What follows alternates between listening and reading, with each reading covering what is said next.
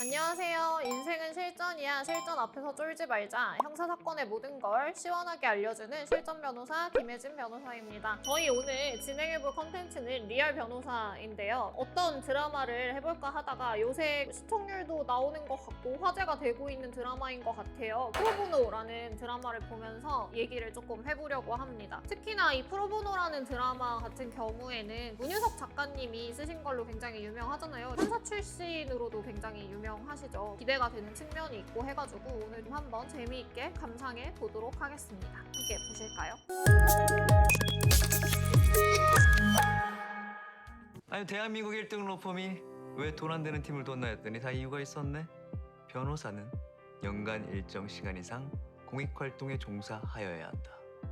네, 그래서 저게 실제로 저희가 연 20시간씩 해야 됩니다. 꽤 많죠? 20시간이라고 하면은 어떻게 보면 적은 거 아닌가 이렇게 생각하실 수 있는데 변호사 입장에서는 워낙에 사건을 여러 개를 이렇게 하고 이러다 보니까 20시간을 채우려고 하면 사실 부담이 되는 게 사실이기는 하거든요. 변호사회나 이런 차원에서 공익활동으로 가름될 수 있는 설문지나 이런 것들을 주고는 해요. 사법경찰관 평가를 한다거나 판사 평가를 한다거나 검사 평가를 한다거나 하나당 1시간씩 차감을 해주는 그런 제도가 있기는 합니다. 근데 아무 판사나 사법경찰관이나 할 수 있는 게 아니라 본인이 맡았던 사건의 사건 번호까지 다 넣어가지고 평가를 해야 되기 때문에 그거 자체도 좀 부담스러운 것도 있고 아무래도 20건이나 평가를 하려면 좀 쉽지 않아가지고 공익활동을 채우는 게 변호사들한테는 조금 문제가 되는 일이기는 해요. 무료 변론을 할 수 있으면 그거 자체로도 굉장히 좋은 일이기는 하겠지만 일반적으로 저처럼 개업을 한 변호사가 무료 변론 시간을 많이 늘리는 것도 좀 부담스러운 측면이 있기 때문에 제가 다녔던 펌들에는 공익 정담을 하는 변호사가 있거나 이런 펌은 하나도 없었는데 다른 펌에는 간혹 가다가 있기는 하다 이렇게 얘기를 들은 적은 있습니다. 대법관 자리 내년에 자리 하나 더 나는 거 알고 있지? 나 거기 보내줘. 그게 내 조건이야. 대법관 되시기에는 나이가 조금 어린 것 같은데 그거에 맞춰가지고 사실 주인공을 더 나이가 많으신 분을 하기에는 너무 드라마가 무거워지니까 그렇기는 했겠죠? 근데 대법관이 되시기에는 40대라는 설정이라고 하더라도 지나치게 젊다 이 생각이 드네요. 7, 8. 겨우 승률 반타작이 대한민국 대법관 자리값이라니. 그거 너무 헐값 아니냐? 등소율이 지금 얼마만큼인데 이거를 70%까지 올려라 막 이런 말을 하고 있는 것 같은데 승소율이라는 것 자체가 나눌 수 있는 게 아니거든요. 승소라는 게 사건에 맡아서 했을 때 수사기관 단계에서 그냥 불송치로 끝낼 수도 있는 거고 피해자랑 합의를 해가지고 그냥 기소유예를 받아냈어요. 기소유예라는 것 자체가 혐의는 인정이 됐다는 거거든요. 그럼 이거를 패소로 봐야 되나? 변호사들이 가장 답답해하는 것 중에 하나는 드라마나 영화 같은 데에서 흔히 막 승소율 이런 얘기를 많이 하고 일반 분들도 저한테 이제 상담하러 와가지고 변호사님은 승소율이 얼마나 되나요? 이렇게 얘기하시는 분들도 굉장히 많은데 변호사들은 그 승소율을 카운트하고 있지 않아요? 일반적으로는. 왜냐면 방금 말씀드린 이런 이유로 승소율을 카운트하는 게 굉장히 어렵기도 하고 민사소송을 위주로 하시는 변호사님이라고 하더라도 사실 민사소송도 일부 승소, 일부 패소가 많지 전부 승소, 전부 패소가 잘 없거든요. 그렇기 때문에 승소율을 따지는 것 자체가 사실은 변호사들은 무의미하다는 거를 알고 있습니다. 그래서 생각을 해봤을 때 OM 파트너스라는 데에서 프로보노를 많이 해가지고 이거를 홍보 자료로 쓸 수는 있겠지만 사실 홍보 자료로 쓰면서 승소율이 몇 %다 이런 표현 자체를 저희는 사용할 수가 없어요. 왜냐면 승소율을 카운트하는 것 자체도 어렵지만 이런 문구를 쓰는 것 자체가 그 변호사 광고 관련해가지고 저희는 다 지침이 있는데 그거에 위반이 돼요. 그래서 승소율 몇 % 이런 말을 아예 할 수가 없거든요. 그래서 OM 파트너스에서 홍보를 할 때 써봤자 프로보노로 몇 건을 수행을 했다. 그거에 대한 평가가 굉장히 좋았다. 이 정도로만 문구를 사용할 수 있는데 과연 7할이라는 게 그렇게 중요한 조건일까라는 생각이 들지만 뭐 드라마적 허용으로 사실은 봐야 되겠죠. 뒤늦게 선임이 된 관계로 그러시죠. 추가된 기록을 검토할 시간이 없으셨겠죠. 네, 시간 드리겠습니다. 아이 감사합니다. 이게 말로만 듣던 정관파워?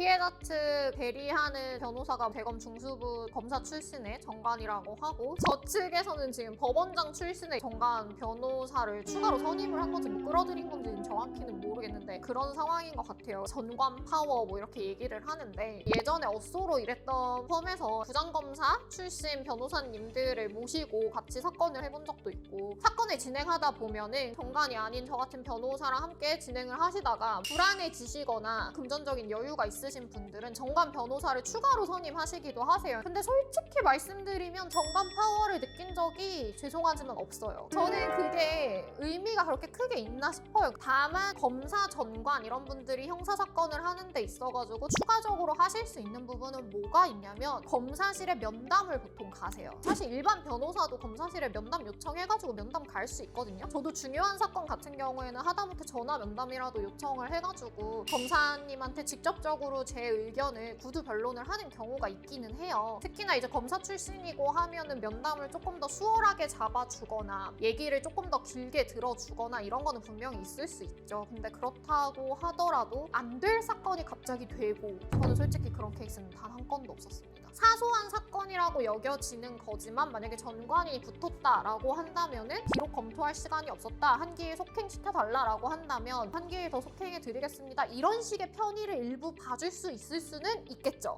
다만 사건의 결과가 드라마틱하게 바뀌고 이런 거는 죄송하지만 저는 한 번도 느껴본 적이 없습니다. 그리고 솔직히 얘기하면 정관이신 파트너 변호사님들이나 대표 변호사님들이 수임을 하신다 하더라도 그거 수행하는 건 어차피 저예요. 그분들이 직접 수행을 하기를 원하면 수임료를 훨씬 더 많이 내야 돼요. 그게 옵션이 붙어요. 직접 출정을 한다 이러면 뭐 1,000만 원이 더 붙고 막 이러거든요. 결국 그거 의견서 쓰는 거 다 저예요. 그분들은 컨펌만 하죠. 어쨌든 선배님들이시잖아요. 의견서 초안 쓰고 이런 거 어차피 제가 다 한단 말이에요. 사실 정관을 선임을 하는 게 그렇게 큰 이득이 되느냐? 그거는 여전히 저는 잘 모르겠다. 어차피 일하는 거는 그 밑에 있는 어수 변호사들이다. 직접 수행 옵션을 거시면 다르실 수는 있겠죠. 분명히 경험치도 더 많으시고 노련함도 있으시고 이럴 거기 때문에 직접 수행 옵션을 거시면 다를 수 있다. 정관 수임도 고려해 보시는 게 좋겠지만, 그런 사건이 아니라면 오히려 필드에서 많이 구른 그런 저 같은 변호사를 수임하시는 게 좋을 수 있다. 공익사건에 정관예우를 동원한단 말씀이에요? 왜 안 돼요? 정관예우는 사라져야 될 구조적 비리예요. 어떻게 공익사건에 그런... 서민들은 정관예우 덕 좀 보면 안 됩니까? 뭐 힘있고 돈 있는 사람들 다 정관 쓰는데? 근데 그것도 맞지. 서민들도 뭐 정관 더 볼 수 있으면 봐야지. 아니 강판사 진짜 왜 이래? 어? 그가 개새끼 한 마리 사건에 무슨 전관을 쓴다고? 그죠. 아예 원장님 판사 하시던 때처럼 대기업 회장 사건 정도는 돼야 정관 쓰는 게 맞죠.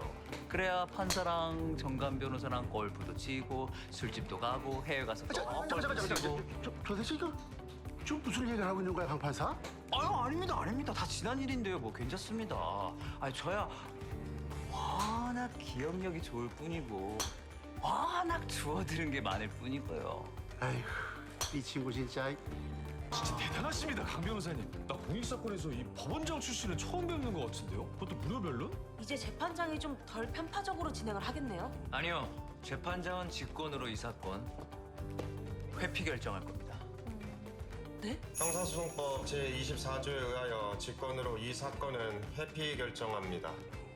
제가 지금 하이라이트로 이 드라마를 보고 있어가지고 정확히 전후 사정이 설명이 되어 있지는 않은데, 지금 이 장면만 보고 유추를 해보자면은 기존 이 재판장이 이 사건의 판단을 하면은 본인들한테 불리할 수 있겠다, 이 사람의 성향상 그런 판단이 들어가지고 재판장을 좀 갈아치워야 되는 그런 상황이었던 것 같아요. 그래서 회피 결정을 하게끔 지금 이 법원의 법원장 출신을 일부러 추가 선임으로 데리고 온 것 같습니다. 회피 결정이라는 건 뭐냐면, 법관이 자기가 판단을 하기에 외관상 봤을 때 공정성을 해칠 수 있는 특수한 관계가 있다라고 여겨지면은 본인이 이제 회피 결정을 하게 되는 거예요. 법원 직권으로 하게 되는 거죠. 그 외에는 변호인 측에서 혹은 검사 측에서 할 수 있는 거에는 기피 신청이라는 게 있고요. 이거는 형사소송법 상에 엄격한 사유가 열거가 되어 있고, 이걸 함부로 신청을 할 수는 없습니다. 왜냐면 소송 지연의 목적으로 기피 신청을 한다라고 여겨지면 빠르게 각하될 수 있기 때문에 이게 뭐 항시 있거나 잦게 있는 그런 케이스는 아니고요. 저 재판장이 이 사건을 판결을 하면 안 되는 특수한 사정이 있었던 것 같다. 이제 무기를 준비해 봅시다. 박 변호사는 법리적 주장 준비하시고요. 네. 흥변? 뭐든 맡겨만 주십시오. 제가 빨리 리서치 할까요? 두 발로 뛰는 거 자신 있다 그랬죠? 자, 유 변호사. 평소 동안이다, 애기 같다 뭐 이런 소리 자주 듣잖아요. 잠깐만요. 직장 동료의 외모에 대한 언급은 자칫 성희롱. 언더커버 해볼 생각 있어요? 언더커버요? 그쪽 덕후 말고요. 이쪽 분조장. 분조장요? 분노 조절 장애? 그건 장애에 대한 편견을 조장하는. 캐릭터가 다들 확실하네. 안녕하세요, 어머니. 자, 그래서 오늘은 재밌게 잘 방영되고 있는 드라마 프로보노를 한번 봤는데요. 판사 출신 작가님이기는 하지만 분명히 드라마적 허용이 필요하니까 재미있게 각색해가지고 잘 전개가 되고 있는 것 같습니다. 그래서 저도 즐겁게 봤는데 다음 편들도 저 개인적으로라도 좀 보면 좋을 것 같아요. 자, 오늘 저희 컨텐츠 재밌으셨다면 저희 실전 변호사 채널 구독, 좋아요, 댓글, 알림 설정 부탁드립니다. 다음번에도 또 재밌는 컨텐츠로 돌아올게요. 감사합니다. 안녕.